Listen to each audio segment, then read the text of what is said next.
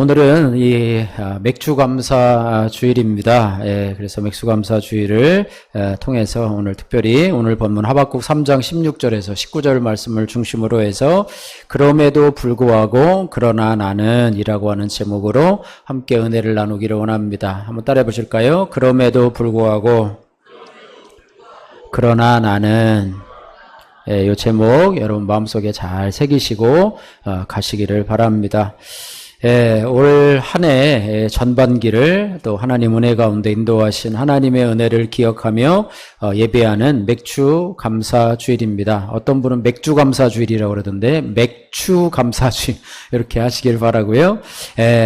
2026년도 시작한 것이 참 어저께 같은데 벌써 6월 달이 지나고 벌써 며칠이죠? 오늘이 7월 5일 이렇게 하다가 또 여름에 더위 덥다 하다 보면 또 추석이 되고 또 가을 또 밭에 또 이렇게 황금 물결이 일어나다 보면 또 벼베고 나고 이러면 또 겨울이 다가오고 또 성탄절이 다가왔네 하면서 또 1년이 또 다 지나가게 되는 이런 스케줄을 저희들이 늘 살고 있는데요. 그래서 우리 세상 말로 있잖아요. 세월이 흐르는 물과 같다. 또 세월이 유수와 같다. 뭐 이런 말을 하게 되는데요.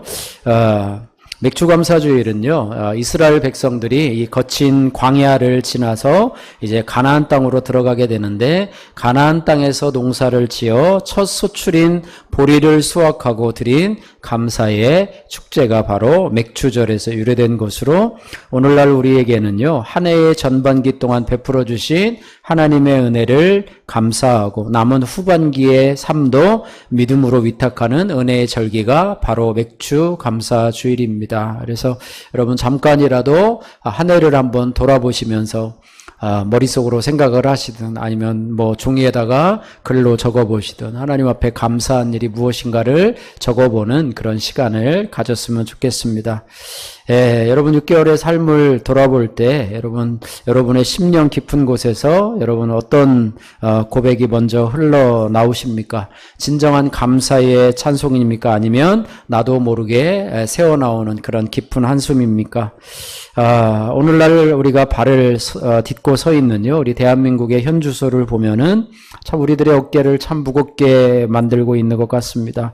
객관적인 경제 지표들을 보면은요, 반도체 중심의 수출 호조를 입어서 우리나라가요, 뭐 세계 4번째로 1,000억 달러 달성을 이루었다고 그래요. 1,000억 달러 달성을 이뤘다. 그래서 어쨌든 뭐 좋은 것처럼 지표상으로는 경제가 굴러가는 것처럼 보이지만 성도들이 온몸으로 부딪히는 삶의 현장은 그야말로 삼중고, 고환율, 또 고물가, 고유가의 시대를 친히 살아가고 있습니다. 그래서 고환율 지금 뭐 1,560원대인데요. 뭐 1,600원 연발되면 뭐 1,700원대가 오를 것이다라고 하는 그런 전문가들의 예측도 있습니다. 환율이 높으니까 이 대기업의 수출 실적은 좋아 보이지만은요, 반대급부로 생각을 하면 이 수입에 의존하는 우리나라의 모습을 생각해 볼 때요, 오히려 그것이 우리에게 부메랑으로 돌아와서 원유와 곡물 등 필수 수입품 가격이 치솟게 되어지고 또 그것이 고스란히 이 고물가로 이어져서 우리의 밥상을 위협하고 있다라고 하는 것입니다. 또한 중동 정세 불안과 국제 공급망의 불안정으로 촉발된 이 고유가의 폭탄이 우리의 성도들의 삶을 직격하고 있습니다. 그래서 여러 가지로 참 힘든 그런 사건을 살고 있는데요. 오늘 본문에서 우리가 살펴볼 이 하박국 선지자의 시대에도 역시 마찬가지로 지금과 같은 어려움들이 있었습니다. 외적으로는 신흥 강대국인 이 바벨론이 급부상함으로 인해서 참 나라가 이제는 곧 바벨론이 침범해 오겠구나라고 하는 그런 불안감 속에서 살고 있었고요.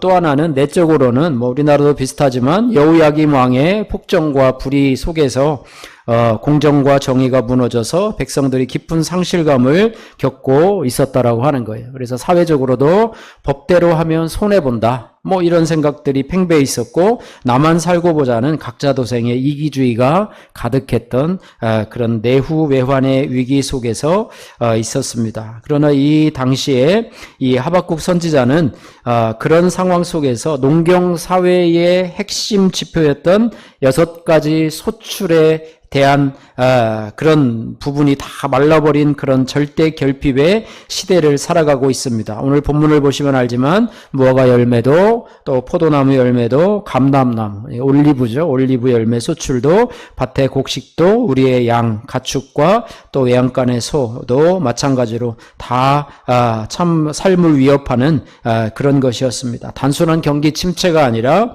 삶의 기반이 통째로 붕괴된 생존 불가능의 생태였다고 하는 것이죠. 그래서 이러한 현실의 한복판에서 이 하박국 선지자는 오늘 말합니다. 비록 무화과 나무가 무성하지 못하며 밭에 식물이 없으며 우리의 양이 없고 외양간에 소가 없을지라도 라고 하면서 오늘 우리의 현실과 비교를 해보면 어쨌든 우리의 탄식하고 있는 상황과 마찬가지로 하박국은 탄식하고 있습니다. 그러나 이런 상황, 삼중고의 현실 속에서 우리는 과연 어떤 감사로 절망을 통과해야 할까? 오늘 본문이 제시하는 이 하박국의 감사를 통해서 우리의 시선이 바뀌는 기적이 있기를 주님의 이름으로 축복합니다.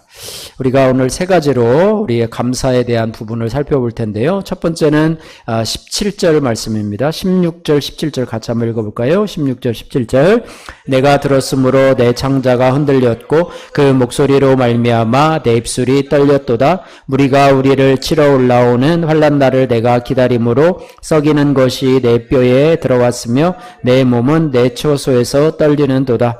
비록 무화과 나무가 무성하지 못하며 포도나무에 열매가 없으며 감람나무에 소출이 없으며 밭에 먹을 것이 없으며 우리의 양이 없으며 외양간에 소가 없을지라도. 예.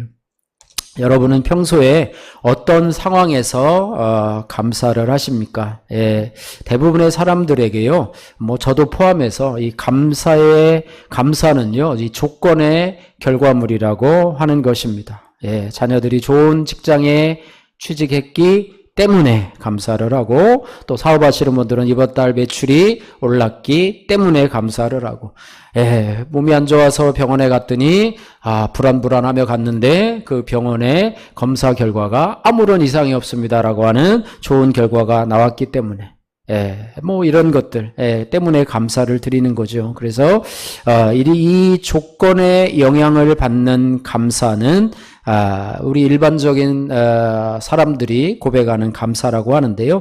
여기에 치명적인 약점이 있는데 뭐냐면 그 조건이 흔들리면 감사도 함께 흔들리고 무너지게 된다라는 것입니다.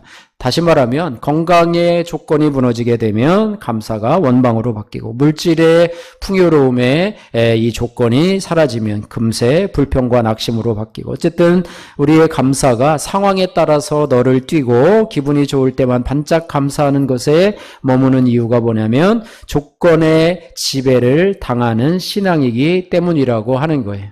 그래서 조건의 지배를 당하는 신앙으로 인한 감사, 이것을 잘 보여주는 성경적 비유가 바로 예수님께서 마태복음 7장에서 말씀하신 모래 위에 지은 집이라고 하는 것입니다. 예수님이 2가지 비유를 말씀하시죠. 모래 위에다가 집을 짓는 것과 하나는 뭐죠? 반석 위에다가 집을 짓는 것. 근데 모래 위에다가 집을 짓는 것은 바로 조건의 지배를 당하는 신앙이다, 이렇게 볼 수가 있는데요. 마태복음 7장 27절에 모래 위에 지은 집에 대해서 이렇게 이야기를 합니다. 뭐 지금도 이제 이번 주에는 이제 장마로 인해서 비가 많이 올 텐데 그런 비유로 모래 위에 지은 집에 대해서 설명을 하는데요. 비가 내리고 창수가 나고 바람이 불어 그 집에 부딪힘에 무너져 그 무너짐이 심하니라, 이렇게 말하고 있습니다. 예, 여기서 언급된 모래 위의 집은요, 환경의 지배를 받고, 또 물질의 지배를 받고, 건강의 지배를 받고, 성공이라고 하는 세상 조건 위에 세운 신앙과 감사를 말하는 거죠. 이 모래 위의 집은요, 날씨가 좋고 평안할 때에는 아무런 문제가 없지만, 겉보기에는 아름답고 튼튼한 집처럼 보이지만은, 그러나, 고환율, 고물가, 고유가와 같은 경기 침체나 뜻하지 않은 인생의 가뭄이나 홍수가 몰아치게 되면 그 기반이 되는 모래가 쓸려 내려가면서 이제는 감사가 원망으로, 확신이 낙심으로, 순식간에 통째로 무너져 버리게 된다라고 하는 치명적인 약점을 가지고 있습니다. 그래서 모래 위에다가 집을 짓는 인생을 어리석은 인생이라고 얘기를 하고, 반면에 반석 위에다가, 그죠? 반석 위에다가 집을 짓는 인생은 어떤 비가 오고 창수가 내리고 바람이 불어도 흔들리지 않는 그런 집이라고 말씀을 하고 있습니다. 바라기는 저와 여러분들의 인생이 모래 위에다가 집을 짓는 인생이 아니라 반석 위에 집을 짓는, 여기 반석은 결국에는 예수 그리스도이시죠. 흔들리지 않는 영원한 반석 대신 우리 주 예수 그리스도라고 하는 그 기초 위에, 신앙 고백 위에 집을 지어가는 성도님들 되시기를 주님의 이름으로 축복합니다. 그래서 이 조건에 지배당하는 신앙이 있는데요. 기독교 안에서도요, 이런 신앙이 있어요. 하나님이 복을 주시면, 또 하나님께서 응답해 주시면 감사하겠다라는 태도를 우리는 기복신앙이라 이렇게 말합니다. 이 기복신앙의 본질은요, 사실 기독교의 옷을 입고 있을 뿐 타락한 인간이 가진 일반 종교의 거래적인 영성과 똑같습니다. 하나님과 거래를 하겠다는 거죠. 하나님과 협상을 하겠다는 거죠. 기브 앤 테이크를 하겠다는 거죠. 하나님이 나에게 복을 주시면 내가 감사로 영광 돌리겠습니다. 하나님이 나에게 은혜를 베풀어 주시면 또 하나로 내가 감사를 하겠습니다. 거래로, 기브 앤 테이크의 역할을 한다. 일반 종교를 보십시오. 그 안에는 철저한 공식이 하나가 있는데, 내가 이만큼 지성으로 공을 들이고 정성을 바치면 신이 감동해서 그에 상응하는 복을 내려주실 것이라. 내 죄를 바라보고, 나의 약함을 바라보고, 이런 게 없습니다. 그 신이 말씀을 하시고, 내가 그것에 대해서 내가 나를 돌이켜보고, 내가 정말로 의로운 사람으로, 공의로운 사람으로 사는 게 없어요. 이른바, 그렇습니다. 내가 줄 테니까 너도 다오라는 식의 조건부 계약 신앙이라고 하는 것이죠. 만약 신이 내 조건과 기도를 들어주면 감사하고, 들어주지 않으면 언제든지 내가 바꿀 수 있다.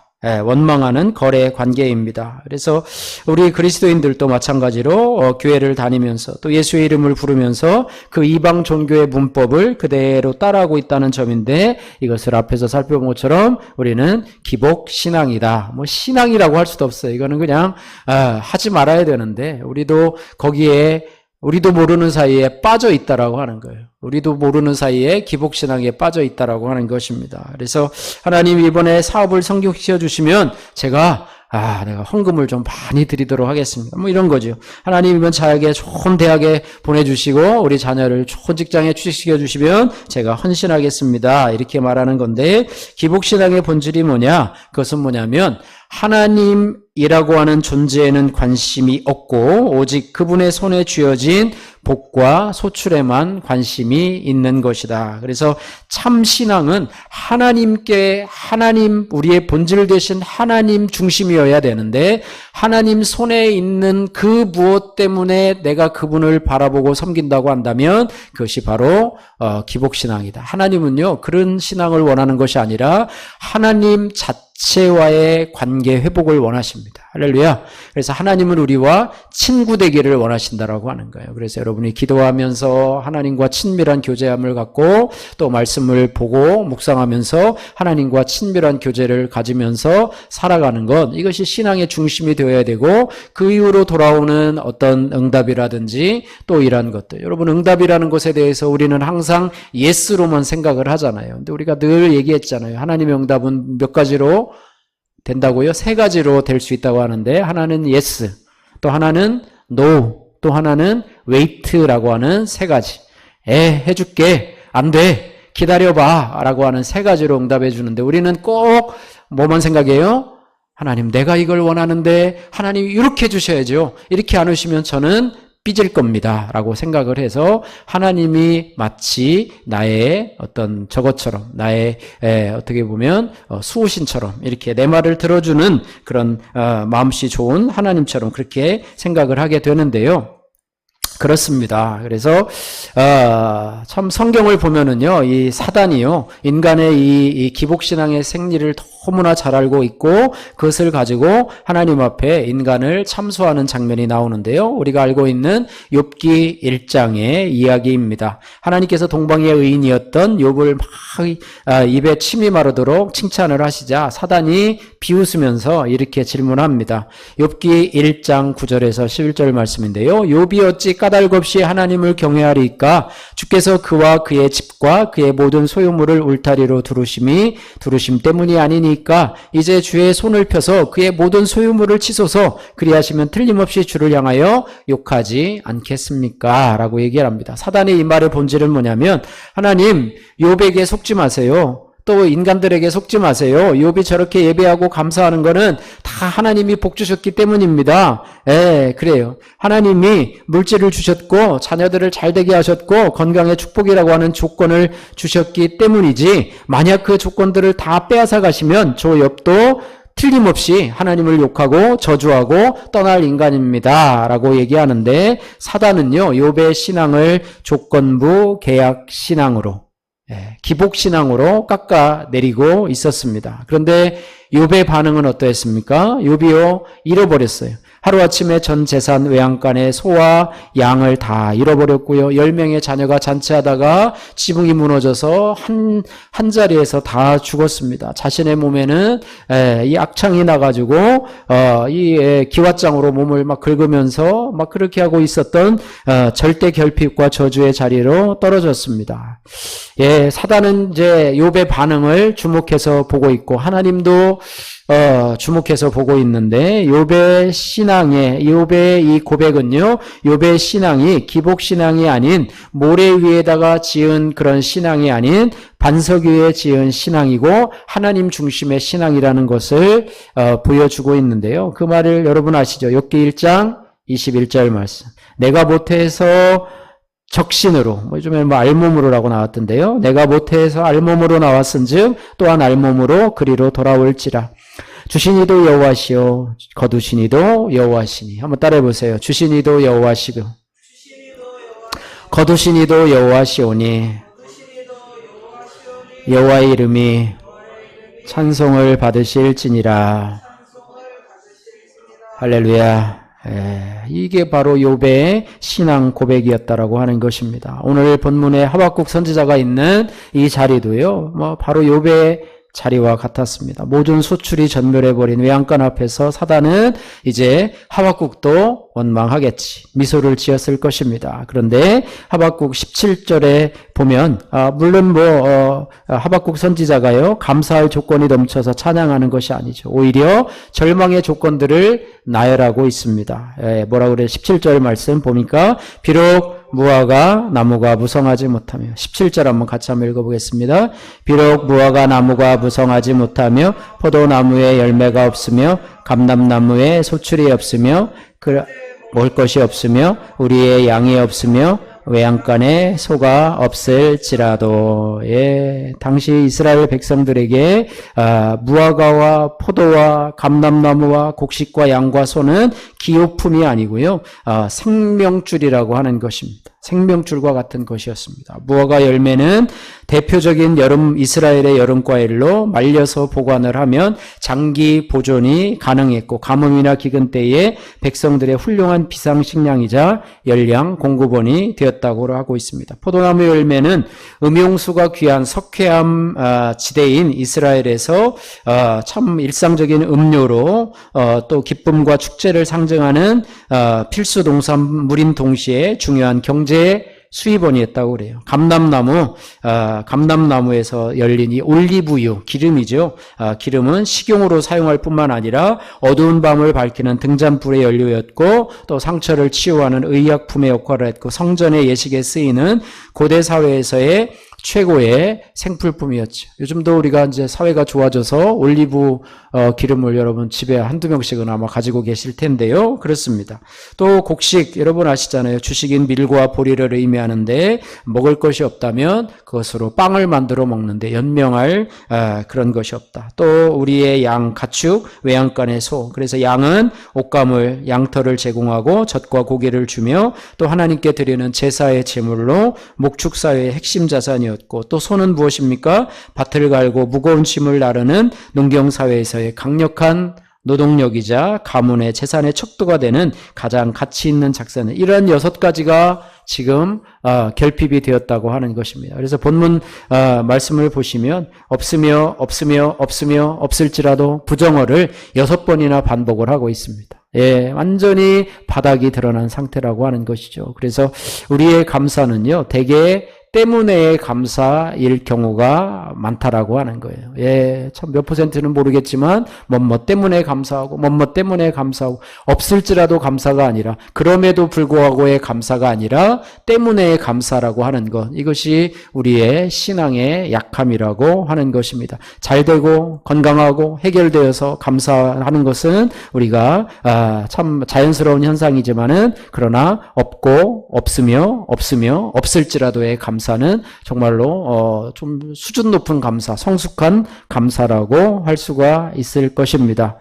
소아마비로 휠체어를 타고 다니는 어린 나이 소녀가 자기의 일기장에 이런 기도문을 썼다고 그래요. 요즘 우리 주위에도 많이 보잖아요. 그죠? 소아마비가 되어서 휠체어를 타고 다니는, 저도 장애인 복지관에서 그런 분들을 많이 보게 되는데요. 그 소녀가요, 일기장에다가 그날 하루를 돌아보며 이렇게 일기를 적었다고 그래요. 주님, 오늘도 바른 손으로 글씨를 쓰게 해주시고 두 눈으로 엄마 아빠를 보게 해주시고 파란 하늘을 보게 해주셔서 감사해요. 오늘도 짜증 부리지 않고 지낼 수 있게 도와주세요 라고 하면서 기도를 했다고 그럽니다. 참 없고 없는 와중에도 하나님 앞에 감사하는 성숙한 기도 고백이라고 볼 수가 있습니다. 소출이 풍성할 때 드리는 때문에의 감사는요, 누구나 할 수 있습니다. 그러나 인생의 가뭄을 만나서 모든 것이 메마른 그 자리에서 터져나오는 그럼에도 불구하고의 감사야말로 사단의 참소를 부끄럽게 만들고 하나님의 보좌를 움직이는 진짜 그리스도의 능력이라고 하는 것입니다. 그래서 정말로 내 눈앞에 있는 현실이 조건이 나를 지배하도록 두지 말고 환경을 뛰어넘어서 일하시는 하나님을 바라보는 여러분 조건 없는 감사가 터져나오시기를 주님의 이름으로 축복합니다. 예, 그래서 우리 이런 감사가 있고요. 우리가 무화과 나무 잎이 마르고 우리 찬송 한 곡 하고 그 다음 대지로 넘어가면 좋겠습니다. 무화과 나무 잎이 마르고 같이 한번 찬양해보세요. 주일학교 때 많이 했었고요. 또 많이 했었죠. 그죠? 요 구절. 무화과 나무. 박수 치면서 한번 할까요? 무화과 나무 잎이. 무화과 나무 잎이 마르고 포도 열매가 없으며 감람나무 열매 그치고 논밭에 식물이 없어도 우리의 양떼가 없으며 외양간 송아지 없어도 난 여호와로 즐거워하리 난 여호와로 즐거워하리 난 구원의 하나님을 인해 기뻐. 한 번만 더 하겠습니다. 무화과나무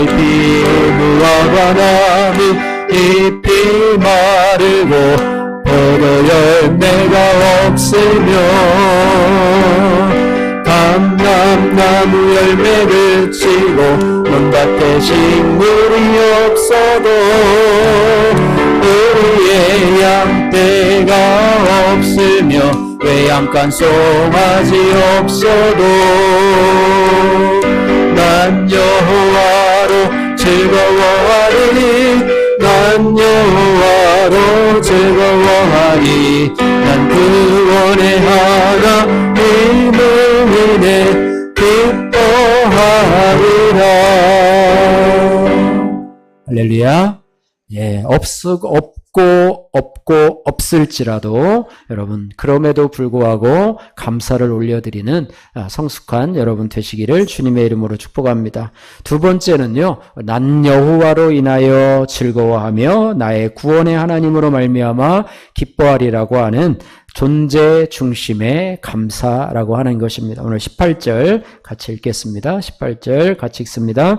나는 여호와로 말미암아 즐거워하며 나의 구원의 하나님으로 말미암아 기뻐하리로다. 아멘. 예. 하박국으로 하여금요, 모든 결핍의 순간 속에서도 감사의 고백을 만들었던 핵심 비밀이 무엇이냐면 그것이 바로 존재 중심의 감사라고 하는 것입니다. 한번 따라해 보세요. 존재 중심의 감사. 예, 좀 어려운 용어라 좀 이렇게 익숙하지는 않지만은요, 존재 중심의 감사라고 하는 것입니다. 하박국 선지자의 이 고백은요, 내 손에 들린 축복의 열매가 아니라 그 열매를 주시는 하나님 그분 자신을 신뢰할 때만 터져나오는 고백이라고 하는 것입니다. 세상의 모든 줄이 끊어져도 나를 향한 구원의 계획을 신실하게 이루어 가시는 하나님을 끝까지 신뢰하는 자에게 주실 수 있자, 그런 자가 드릴 수 있는 거룩한 고백이라고 하는 것입니다. 그래서 18절 말씀을 보시면은요, 나는 여호와로 말미암아 즐거워하며 라고 되어 있는데 히브리어 원문에 보면은요, 바니라고 되어 있습니다. 바니, 그러나 라고 하는 뜻인데요.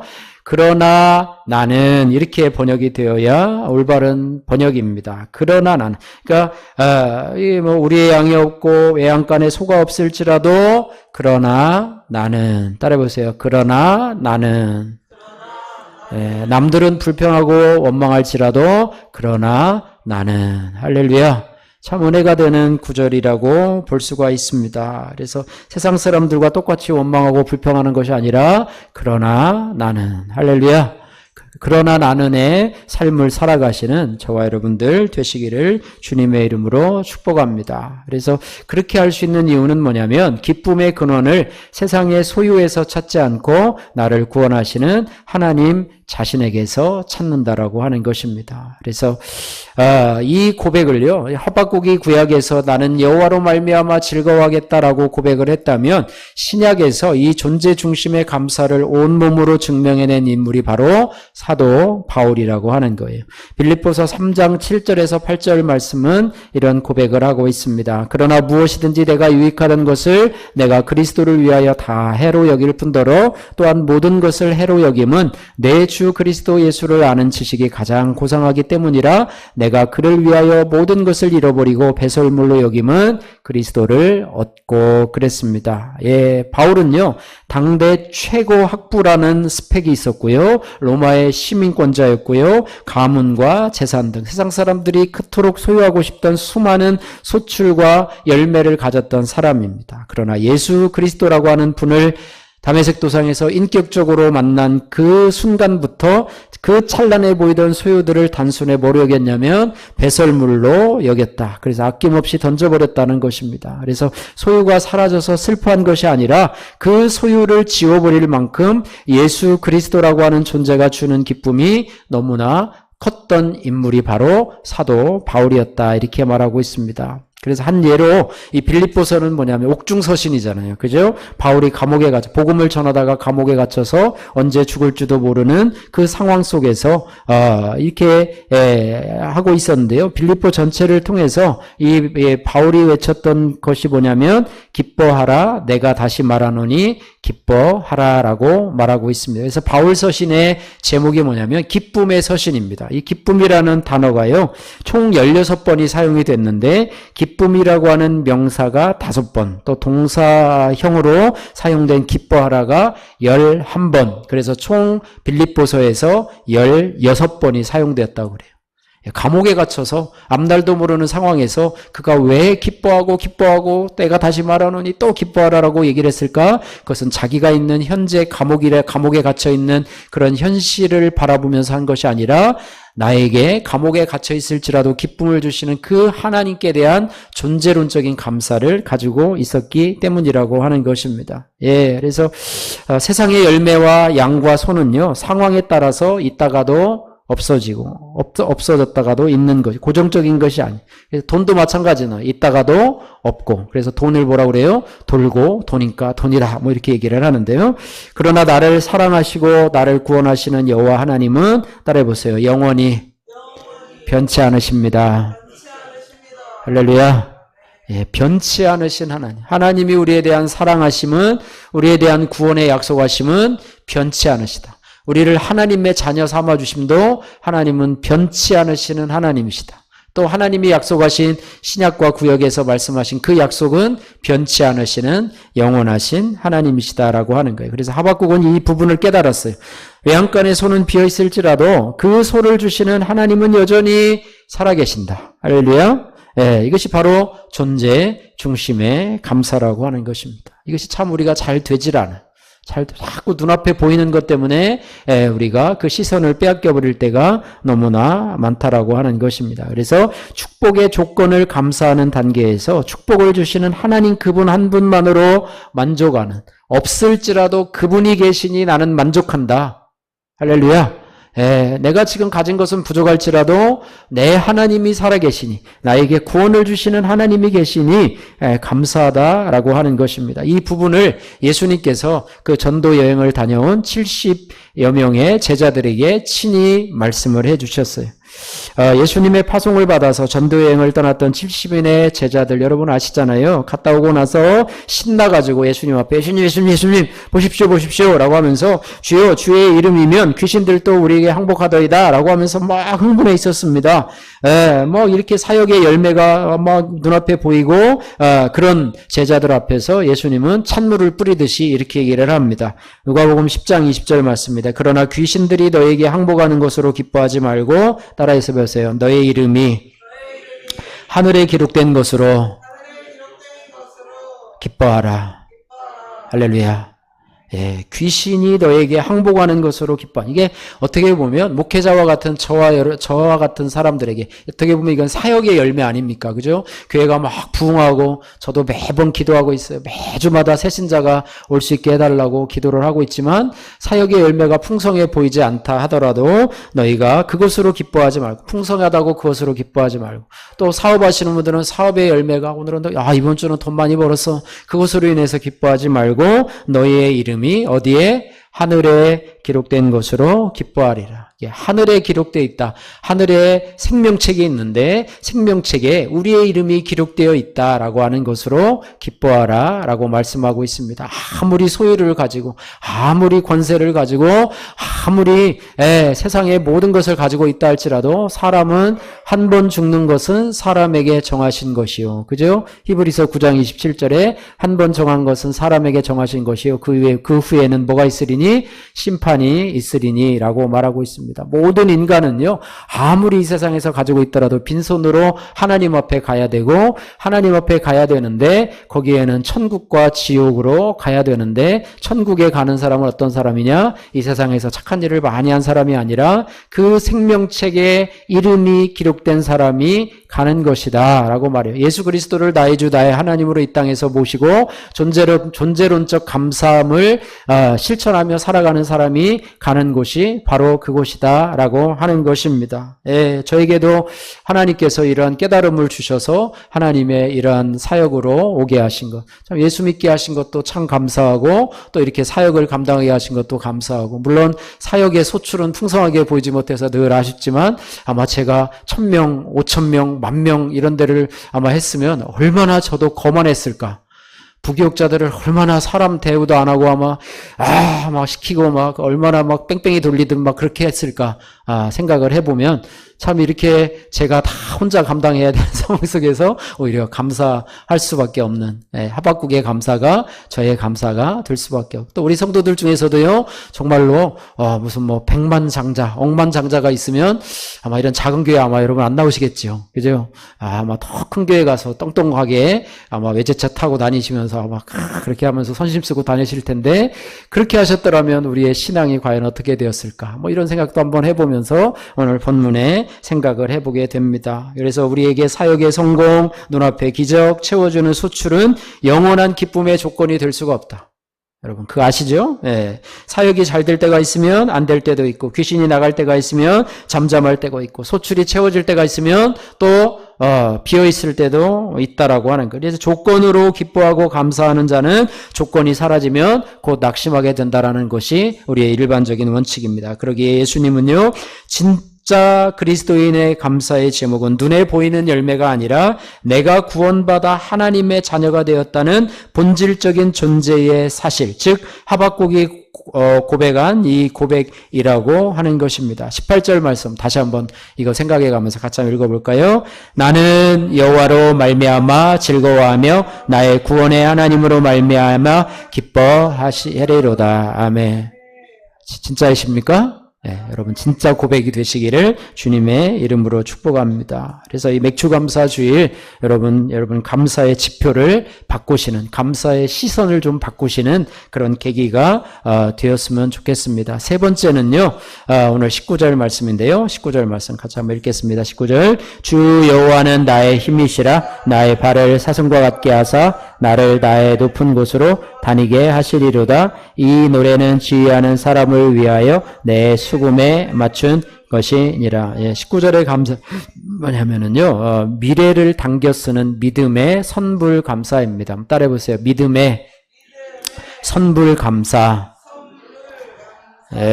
선불 감사. 여러분 선불제, 후불제 뭐 이런 거 아시죠? 선불. 가불이라고도 하나요? 직장에서는 가불해달라고 그러는데 가불이 선불 아니에요. 일하지 않은 것을 미리 좀 땡겨줄 수 없냐. 한 100만 원만 땡겨줄 수 없냐. 이렇게 해가지고 하는 거를 이제 선불, 가불이라고 하는데요. 감사도 선불 감사. 땡겨서 하는 감사가 선불 감사고, 우리가 잘하는 잘하지도 못하죠. 어쨌든 후불 감사는 뭐냐면 감사한 일이 생기면 감사하는 것. 또 한 가지는 감사한 일이 생겨도 감사하지 않는 그런 감사의 유형들이 여러 가지가 있는데 어쨌든 그렇습니다. 어쨌든요, 환경을 뛰어넘는 그럼에도 불구하고의 조건 없는 감사를 통과한 분들, 또 소유가 아닌 하나님 존재 자체를 기뻐하는 감사의 비밀을 깨닫는 성도들이 다음으로 가야 될 단계가 무슨 단계라면 이것이 바로 믿음의 선불 감사의 단계로 넘어간다라고 하는 것입니다. 이는요, 이러한 두 가지 단계의 감사를 뛰어넘은 사람들에게는요, 뭐가 생기냐면 믿음의 배짱이 생겨요. 영적인 배짱이 생겨요. 하나님에 대해서 분명한 확신이 있기 때문에 지금 조금 어려운 일이 있어도요, 하나님을 사랑하는 자, 곧 그 이름을, 그 부르심을 입은 자들에게는 모든 것이 합력하여 선을 이룬다라고 하는, 그런 확신들이 있게 된다고 하는 거예요. 그래서, 내가 영원히 안 돼. 이 상황이 언제까지 끝까지 가려나 하지 않고 이 상황은 반드시 바뀐다. 이 상황은 반드시 바뀐다. 내가 지금 어려운 상황에 있지만 이 상황은 분명하게 하나님이 역전시킨다라고 하는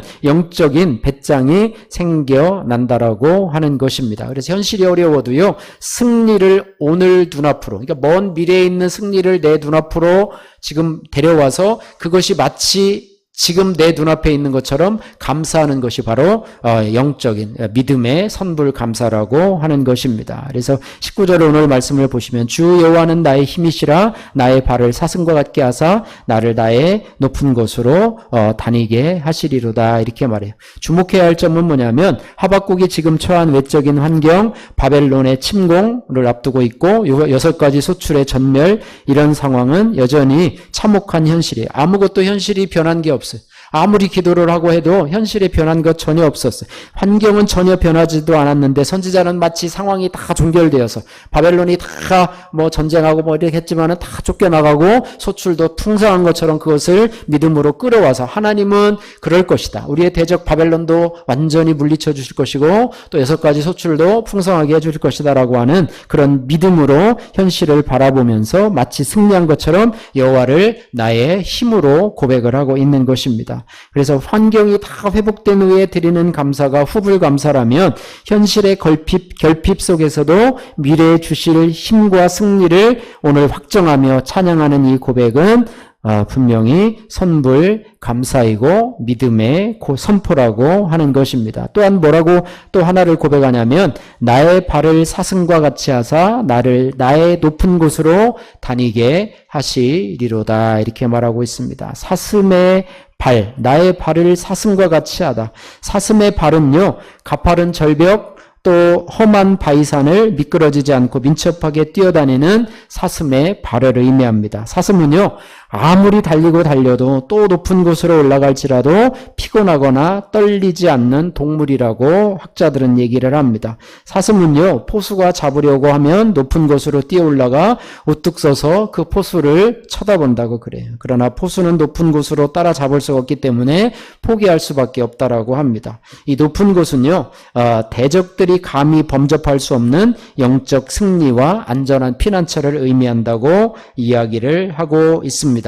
다시 말하면 이 하박국은요, 다가올 환란의 날, 강대국인 이 바벨론의 침공이라고 하는 거친 산지가 사라질 것이라고 말하지 않고 고난의 산은 그대로 둔 채 하나님께서 장차 그 험한 산지를 능히 타고 넘을 사슴의 발을 주실 것이다 라고 확신을 하고 있다라고 하는 것입니다. 그래서 다가올 승리를 오늘로 당겨와서 하나님께 영광을 돌리는 가장 고차원적인 감사의 형태가 바로 오늘 세 번째 감사인 미래를 당겨 쓰는 믿음의 선불 감사라 이렇게 말하고 있고요. 오늘 19절에 보면 뒤쪽에 보면 좀 생뚱맞은 문장이 있죠. 이 노래는 지휘하는 사람들을 위하여 내 수금에 맞춘 것이니라. 이게 무슨 의미인데 여기다 적어놨을까? 괄호치고 안 읽어도 되는데 뭐 셀라 뭐 이런 것처럼.